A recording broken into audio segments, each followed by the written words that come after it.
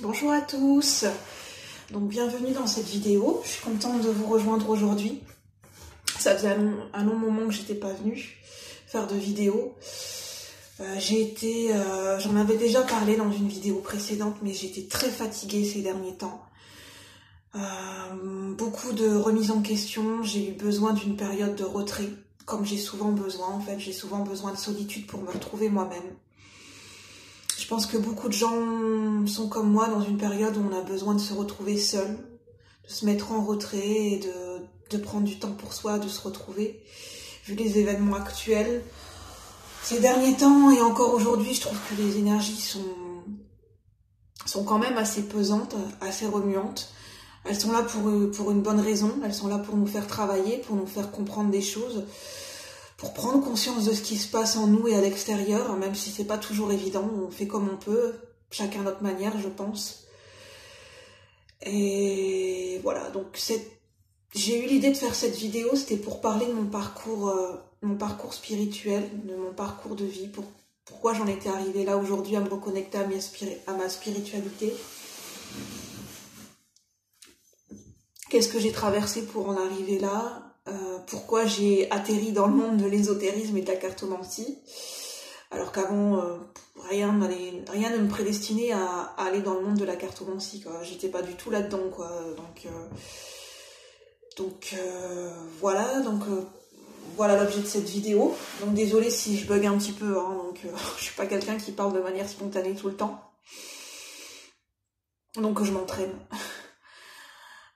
Donc je disais hier soir, je ne dormais pas beaucoup en fait, j'étais pas très bien moralement, je me posais beaucoup de questions, beaucoup de changements dans ma vie personnelle, beaucoup de remises en question, de devoir accepter certaines choses, de devoir accepter la réalité, enfin un petit peu pour tout le monde. Il y a des moments c'est compliqué de devoir accepter des choses. On sait qu'on doit en passer par là, mais ça rend pas les choses plus simples, malgré le fait qu'on soit sur un cheminement spirituel. C'est pas toujours évident, même en étant dans un cheminement spirituel, parce que ça demande de laisser notre mental de côté, de faire le vide, d'apprendre à ne pas écouter trop notre ego, à se relier à notre sagesse. Et bien ma foi, on est quand même des êtres humains, donc c'est pas évident tous les jours. Ça dépend aussi des périodes de vie qu'on traverse, et moi la période de vie que je traverse actuellement, c'est du costaud, hein. J'avoue que je vais pas me mentir et je vais pas vous mentir. Ce que j'ai traversé, ça n'a pas été simple, hein, pour en arriver à me reconnecter à ma spiritualité. Même encore aujourd'hui, hein, depuis 2018, je vis une profonde transformation intérieure. À tous les niveaux, hein. Depuis 2018, si j'avais su que ça allait remuer autant de choses en moi, autant de libération émotionnelle, de compréhension du passé, de détachement à faire. Il y a des moments ça n'a pas été tout repos, hein. J'ai dû me faire violence pour accueillir ce qui se passait en moi au mieux, pour comprendre ce qui se passait, parce qu'il y a eu des moments où je me dis mais j'ai cru devenir folle, hein, faut dire ce qui est. Quand on comprend pas ce qui nous arrive, quand on met un pied dans la spiritualité, voilà, au début on comprend pas ce qui nous arrive, on apprend au fur et à mesure, on se renseigne, on se forme, on écoute des témoignages, on s'aide du mieux qu'on peut en fait, hein. Et puis au fur et à mesure qu'on se forme, et ben, on comprend un peu mieux ce qui nous arrive en fait. Et qu'en fait on prend conscience de qui on est, de pourquoi, du comment, pourquoi on a vécu certaines expériences dans le passé, pourquoi on avait telle relation, on a vécu telle relation, pourquoi on a eu tel comportement, on se rend compte qu'on a eu des schémas répétitifs dans notre vie, qu'on a répété certaines choses. D'ailleurs on s'en veut, hein, mais bon, c'est le but de l'expérience, hein, c'est de comprendre et puis d'accueillir au mieux et d'être indulgent vis-à-vis de soi-même, c'est très important. Et j'avoue que moi depuis 2018, le déclic que j'ai eu en fait, ça a été à partir du moment d'une expérience de travail. J'ai travaillé 2 ans dans un hôpital en tant qu'aide-soignante. Et en fait, je pense que j'atteignais mes limites. Physiquement, ça n'allait pas. Au niveau de ma santé physique, je sentais que je perdais de l'énergie. Physiquement, ça n'allait pas du tout. Enfin, d'ailleurs, j'essayais de m'adapter comme je pouvais. Hein, j'essayais de pas m'écouter, justement. Parce qu'au début, quand on n'est pas conscient, quand on veut pas voir les choses, on se dit non, je vais pas m'écouter, je vais continuer, je vais faire comme tout le monde. Mais bon, au bout d'un moment, on se rend bien compte que... Enfin, je veux dire, il y a des expériences on vit des choses qui sont pas en accord avec nous-mêmes. Et on s'en rend pas compte au début. Qui correspondent pas à nos besoins véritables et à qui on est vraiment. Et ce qu'on a dans le cœur. Bon, après, la société dans laquelle on vit, ça s'explique. Hein. Je veux dire, on est un peu tous pareils, on voudrait bien faire les choses à notre manière, mais il y a des conditions extérieures qui font qu'au début, c'est pas évident. Et c'est le cheminement de la spiritualité qui fait qu'on s'en détache petit à petit et qu'on commence à se reconnecter vraiment à s'écouter, à qui l'on est, à commencer à poser des choix plus conscients. Certes, qui paraissent, enfin, qui sont quand même des prises de risque, hein, qui on se dit mais qu'est-ce que je suis en train de faire, dans quelle direction je m'en vais, pourquoi j'ai emprunté ce cheminement de la spiritualité, est-ce que je suis pas en train de, voilà, mais concrètement, qu'est-ce qui m'arrive? Et petit à petit, jour après jour, en fait, cette spiritualité, elle grandit en nous, notre foi, elle grandit en nous, on fait confiance en notre âme, on fait conscience à tout ce qu'on a vécu, à toutes les expériences, toute la sagesse qu'on en a retirée. Et on commence à avancer en écoutant un peu plus notre sagesse et en utilisant les leçons apprises du passé, en fait. Et en se reconnectant un peu plus à notre guide intérieur, à notre âme, en écoutant un peu plus notre intuition. Et on apprend à laisser notre mental de côté. Parce que généralement dans le passé, on se rend compte qu'on a fonctionné beaucoup avec le mental et que quelquefois, bien souvent, ça nous a fait défaut. Parce que le mental, il faut se dire qu'en généralement, dans la majorité des cas, le mental, il est relié à tout ce qui est dans le domaine de la survie, à nos peurs, à nos croyances limitantes, à notre ego, qui est relié à ce qu'on a pu vivre de douloureux, à nos blessures du passé, qui fait qu'on a certains types de comportements qui finalement ne nous rendent pas service et ne nous rendent pas heureux. Mais c'est pas pour vous juger que je dis ça aujourd'hui, c'est que voilà, il faut le temps d'en prendre conscience et puis il y a tout un cheminement pour en prendre conscience et pour réaliser voilà ce qu'on a vécu, le pourquoi du comment, les tenants, les aboutissants, et ça se fait pas en un jour. Je pense que ça se fait dans une étape clé de notre vie, à un moment donné où on est prêt à prendre conscience de notre passé, prêt à tourner une page, prêt à prendre une direction différente, prêt à s'affirmer tel que l'on est, à se redécouvrir et à vouloir vivre en harmonie avec notre spiritualité, c'est-à-dire avec notre propre conscience, avec notre propre sagesse, notre moi supérieur, en fait, qui l'on est vraiment authentiquement, notre essence profonde. Et pas ce qui nous définit, quoi, notre boulot, notre éducation, c'est ce qui nous a aidé à nous construire, mais c'est pas ce qui nous définit fondamentalement, ce n'est pas notre essence.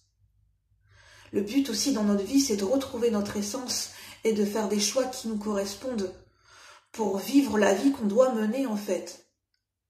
Suivre le chemin qui est en accord avec nous-mêmes. Et ça, c'est le but, je pense que c'est un cheminement qui se fait au jour le jour et c'est le but de toute une vie. On en apprend tous les jours. Et dans la spiritualité, on évolue par paliers. Il y a des moments où on a l'impression de régresser, il y a eu des moments où j'ai l'impression de régresser. Il y a eu des moments où j'ai eu envie de lâcher. Je me dis, je suis pas à la hauteur de cette évolution spirituelle. Ça demande...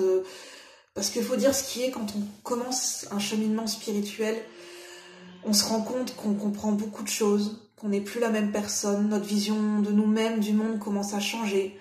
On se sent de plus en plus seul parce qu'on se sent en décalage avec le monde qui nous entoure.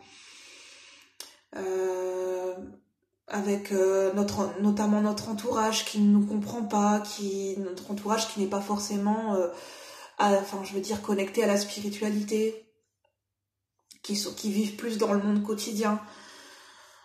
Et on se sent très seul, on sent on est amené à faire des sacrifices dans notre vie, à se détacher de certaines situations, voilà, qui nous correspondent plus, qui vont plus dans le sens de notre évolution spirituelle, de ce qu'on a appris, de ce qu'on a par rapport à comment on a évolué, où est-ce qu'on en est aujourd'hui dans notre parcours.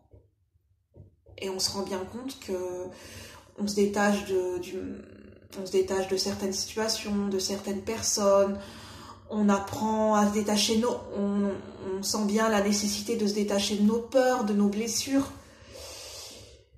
Et il faut se dire ce qui est, c'est pas toujours évident. C'est des choix qui sont pas évidents à faire. Ça demande de l'investissement, ça demande de se connecter à sa sagesse, à sa guidance intérieure, de prendre le temps de s'écouter profondément, de poser des actes qui ont du sens pour nous, de faire les choses de manière cohérente en fait, de manière sage.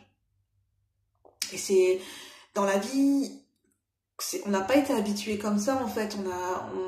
On a eu tendance à faire des choix, on s'est dit pas parce qu'il faut les faire.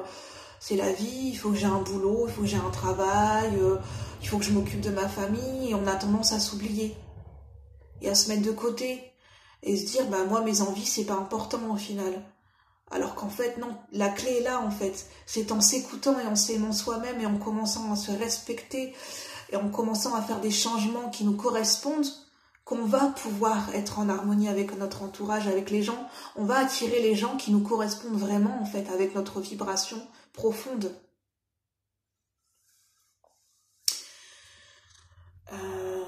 Je reprends mon souffle parce que j'ai beaucoup parlé et puis l'inspiration elle vient pas tout le temps comme ça. Donc je vais parler un peu plus de moi. Donc comme je vous disais en 2018, j'ai pas été gardée en fait dans ce travail à l'hôpital pour raisons économiques au bout de 2 ans. Et ce qui est marrant, sur le coup, je l'ai perçu comme un soulagement. Parce qu'en fait, au fond de moi, je savais que j'ai eu ce déclic qui devait arriver à ce moment-là, que je n'étais pas à ma place dans ce métier ou dans cet environnement, dans cette façon de voir la vie, de concevoir le soin. Et dans mes envies profondes et dans mon essence profonde, je me sentais pas du tout épanouie en fait. Je me sentais pas libre de pouvoir exprimer qui j'étais vraiment. Et j'avais beaucoup d'idées, beaucoup de créativité, beaucoup d'inspiration que je ne pouvais pas faire vivre dans mon métier en fait. Même si j'avais cette vocation de vouloir aider les gens, je culpabilisais bien sûr parce que je me disais c'est un métier qui est honorable de vouloir aider les gens en tant qu'aide-soignante. Et je n'osais pas en parler parce que je culpabilisais je n'arrivais pas à dire moi je me plais pas dans ce métier. Et il a fallu du temps pour que je l'admette que j'étais pas à ma place en fait. Aujourd'hui, je sais pas si j'ai tourné concrètement la page sur ce métier. Est-ce qu'un jour je vais être amenée à redevenir aide-soignante? Peut-être que je changerai d'avis, peut-être que à ce moment-là, je n'en sais rien. Je sais juste que j'ai quitté ce métier parce que là, actuellement, je suis amenée vers d'autres projets, j'ai envie de nouveautés dans ma vie, j'ai envie de m'écouter. Et je pense que je suis dans une étape de ma vie où je suis en train de me reconstruire. Et j'ai besoin de m'écouter profondément. Parce que quand j'étais petite, en fait, depuis que je suis petite, je me suis beaucoup effacée. Je me suis pas écoutée, j'ai toujours voulu rendre service aux gens qui m'entouraient. Pour moi, c'était ma façon d'exister, de me montrer, c'était de rendre service. Et j'avais l'impression que c'était la seule façon de pouvoir exister. Et en fait, non. En fait, on a le droit d'exister pour soi aussi, c'est pas égoïste. Et c'est que très récemment que j'en ai pris conscience. Et ça a été un choc pour moi. Un choc de me rendre compte que je me suis oubliée pendant toutes ces années. Et il a fallu ce déclic au niveau de ce travail, de ma reconnexion avec la spiritualité, où j'ai commencé ma reconnexion avec la spiritualité, où je me suis plongée dans la cartomancie en fait. J'ai commencé à regarder au hasard sur YouTube, je suis tombée au hasard sur des vidéos qui proposaient des tirages, et j'ai commencé à m'y intéresser. J'ai regardé quelques tirages, j'ai commencé à m'intéresser à la cartomancie, je me suis renseignée sur des oracles, des tarots. Et petit à petit, en fait, je me suis mise à pratiquer moi-même. Et je me suis sentie bien, en fait, parce que je me suis sentie dans mon élément, parce que je pouvais être à l'écoute de mes ressentis. Et je sentais que ça vibrait en moi, en fait, que j'étais pour une fois dans cet univers de la cartomancie, de l'ésotérisme, j'étais véritablement à ma place, en fait. Et c'est une sensation que je n'ai jamais éprouvée auparavant. Que c'était, pour moi, c'est une passion qui a pris une ampleur, mais depuis deux ans, cette passion que j'ai de la cartomancie, elle n'a pas d'exempli. Et je me suis posé la question au début, mais pourquoi je suis attirée par les cartes, par la cartomancie, par l'ésotérisme, et pourquoi je ne pense qu'à ça, et pourquoi j'ai ce besoin de me renseigner sur tous les sujets, sur la spiritualité, sur l'énergétique. Mais j'avais une telle soif de connaissance, je sentais que c'était nécessaire, c'était indispensable, et j'en avais l'envie, en fait. Je me suis renseignée pendant 2 ans non-stop, où effectivement je me suis isolée. Je me suis isolée pendant 2 ans. Je n'ai pas vu beaucoup de monde, parce que j'étais en train de changer intérieurement. J'ai commencé à sentir une transformation qui s'est faite à partir de 2018.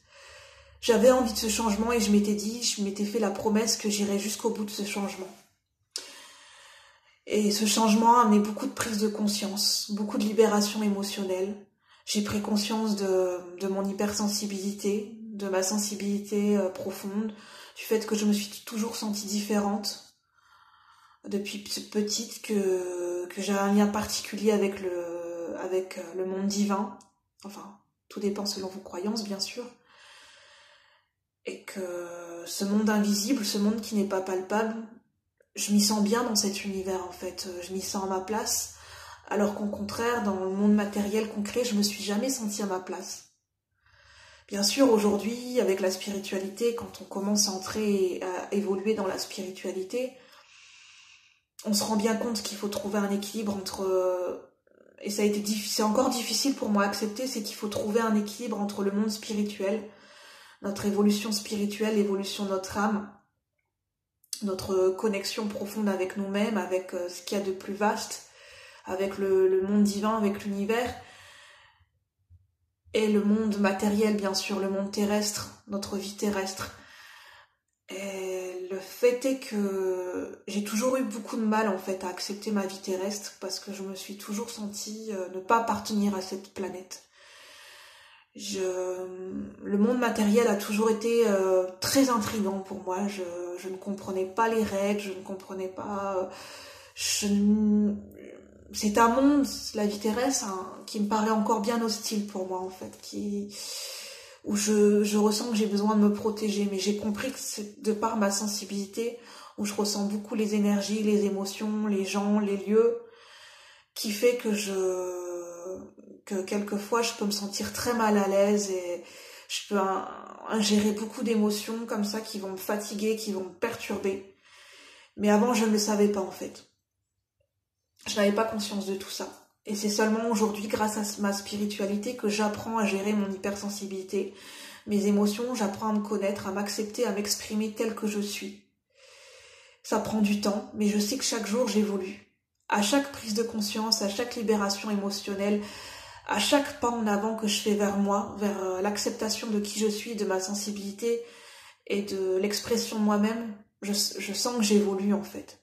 C'est pour ça que je vous encourage à vous reconnecter à vous-même, à aller fouiller vos trésors, d'aller chercher vos ressources, de puiser dans vos ressources intérieures et de vous poser les bonnes questions. Si c'est un moment qui est important pour vous, qu'est-ce qui a du sens pour vous aujourd'hui? Qui êtes-vous fondamentalement? Quelles sont vos envies profondes?